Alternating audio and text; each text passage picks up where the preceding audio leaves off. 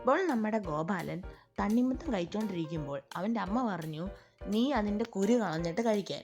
അപ്പോൾ അവൻ അതൊന്നും കേൾക്കാത്തതുകൊണ്ട് തന്നെ അതെടുത്ത് ഫുള്ളിരുന്ന് കഴിക്കുന്നു. അതുകൊണ്ട് തന്നെ ആ ഒരു കുരു വന്ന് അവൻ്റെ വയറ്റിയിരുന്ന് മുളയ്ക്കുന്നു.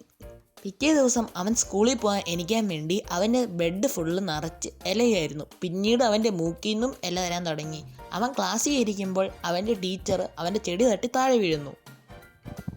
അവൻ്റെ മൂക്കിൽ നിന്ന് ഒരു ചെടി പറിച്ചെടുക്കുമ്പോൾ അവൻ്റെ മൂക്കിൽ നിന്ന് വാട്ടർമെലൻ ജ്യൂസ് വരികയും ചെയ്തു. അവൻ കുടിക്കുകയും ചെയ്തു. പിന്നീട് അവൻ്റെ വായും വാട്ടർമെലനുമായി, അവൻ്റെ വയറും.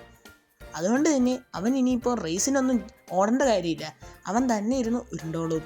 പിന്നീട് അവൻ ഊഞ്ഞാലിൽ നിന്ന് ചാടിയപ്പോൾ അവൻ ഒരു ഫുൾ വാട്ടർമെലൻ ആവുകയും അവൻ്റെ കാര്യം പടവായി. അവിടെ ഇരുന്ന കുട്ടികൾ അവൻ്റെ കുരുവും കഴിക്കുകയും ചെയ്തു.